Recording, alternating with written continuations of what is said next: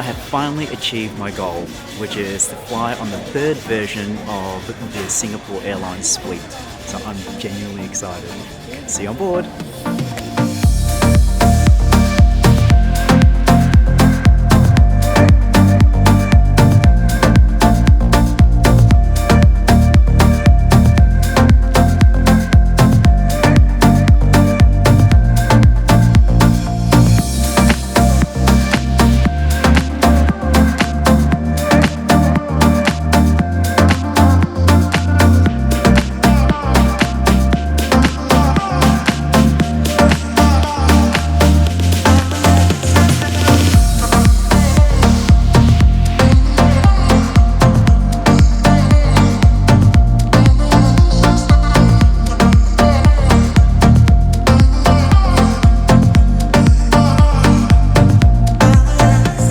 Is this not the most incredible suite you have ever seen? I've flown on version 1 of the Airbus 380 and on all the B777s in Singapore Airlines fleet, and whilst their first product is gorgeous, this takes it to the next level. I know I'm months and months late flying this particular version of the suite, but I'm glad that I finally got the opportunity.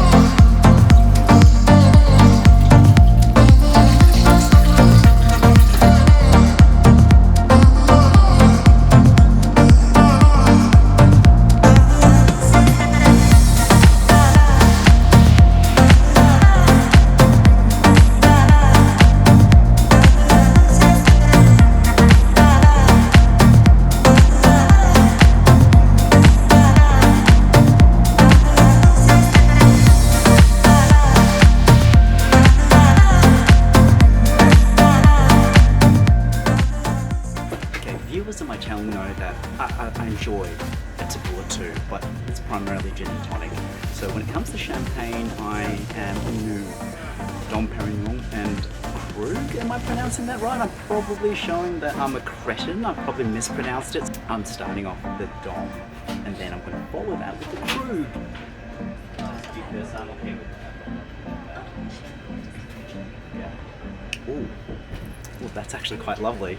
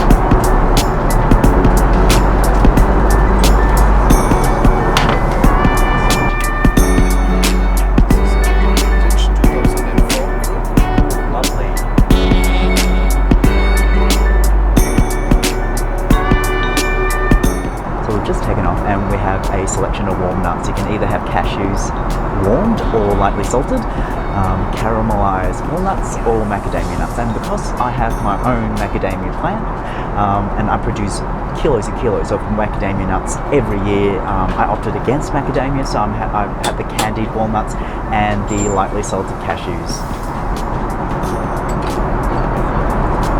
Oh my god, I want more of those candied walnuts. That's gorgeous. Cashews are cashews. And most importantly, a very, very generous pouring of the Krug. Is it Krug or Krug? It's Krug, isn't it? Oh, what a Puritan. But anyway, so I love the Dom Perignon. Let's see if I like the Krug. Cheers. Ooh, that is absolutely gorgeous. Okay, so I like premium champagne. Okay, first course of breakfast is served, and it looks like we have grapefruit, orange slices, a kiwi fruit blueberry, and mango. I love grapefruit, the sweetness, the sourness, the bitterness. I'll finish with the mango last, because mango is going to be the sweetest.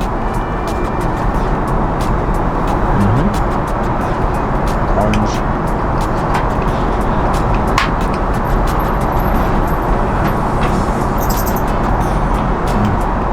Oh, and mango.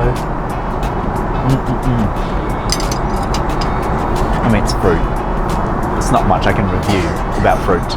The granola course is served, but before that I'm going to have myself some warm, crispy croissant and butter. Oh god. You actually don't need to put butter on the croissant, it's already so buttery. Ooh. Ooh. Bit of turbulence. Got a hold to the important stuff.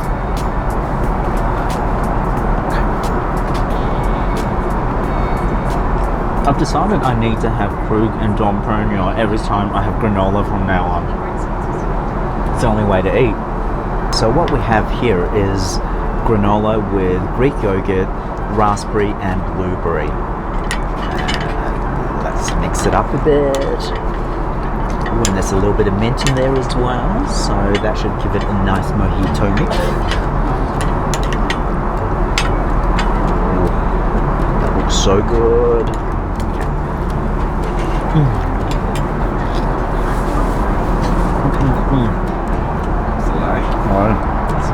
Oh, the coffee, yes, please. With just a Blue Mountain black. That's it. No sugar, no milk. No sugar, no milk. Thank you very much. Heavenly.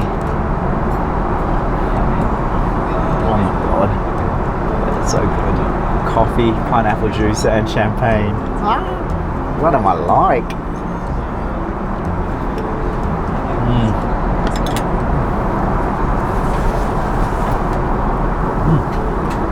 It's granola. Wow. This spread is singularly spectacular. I love Bak Kut, as you all well know. However, I have never had Bak Kut 32,000 feet in the air before. Oh my god, this is something that I love, I cherish, and is so reminiscent of my childhood, and also to those who remember, a cure-all for the worst hangover of my entire life.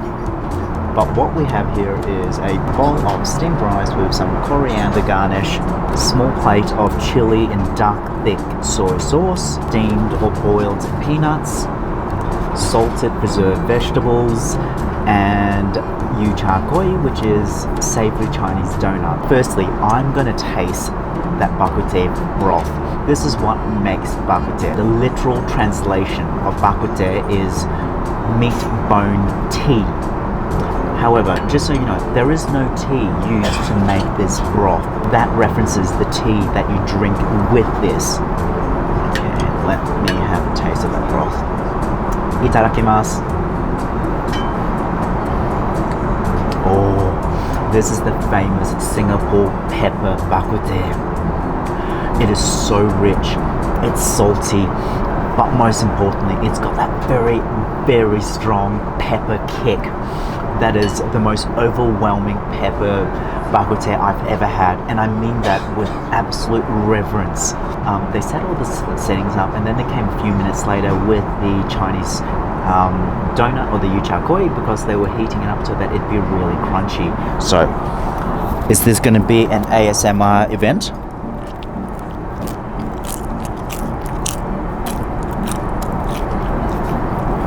Can you hear that? It is crispy. Should I eat that garlic? Is it on? Should I have it? I love garlic, but that would give me garlic breath, wouldn't it? I'll think about it by the end of the meal. Let's try that steamed or boiled peanuts. It's been boiled or braised in soy sauce, so it's sweet, it's savory, but more importantly, that peanut is not crispy. It is soft. It is really silky smooth. Sometimes peanuts, when they're overcooked, become really dry and just disintegrates, almost like lentils or almost like mung beans. When you bite into it, it becomes quite powdery. Not this. This is so smooth. Seriously, that is an impressive, or these are impressive pieces of pork ribs. There's so much meat. There's a very thin layer of fat on the top. Oh, this is going to be delicious. I already know it.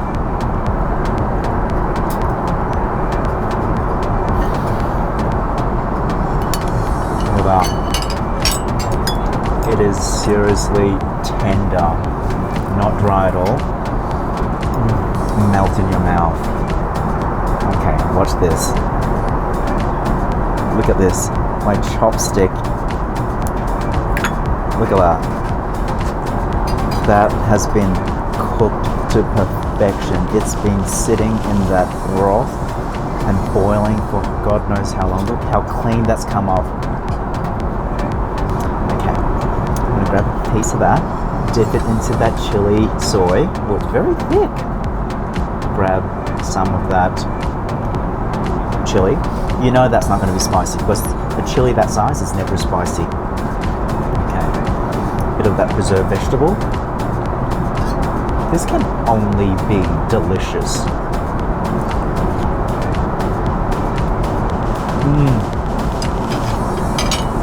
Genuinely delicious. Oh my goodness. I don't know how any other dish can top this. Wow. I'm gonna do it, folks. Garlic. I love garlic and it's so soft. Here's hoping it doesn't have that very garlicky taste, which I know it won't, because if it's been cooking in that broth for as long as I think it has, it'll be smooth, it'll be soft, it won't have that very strong spicy bite. Let's see.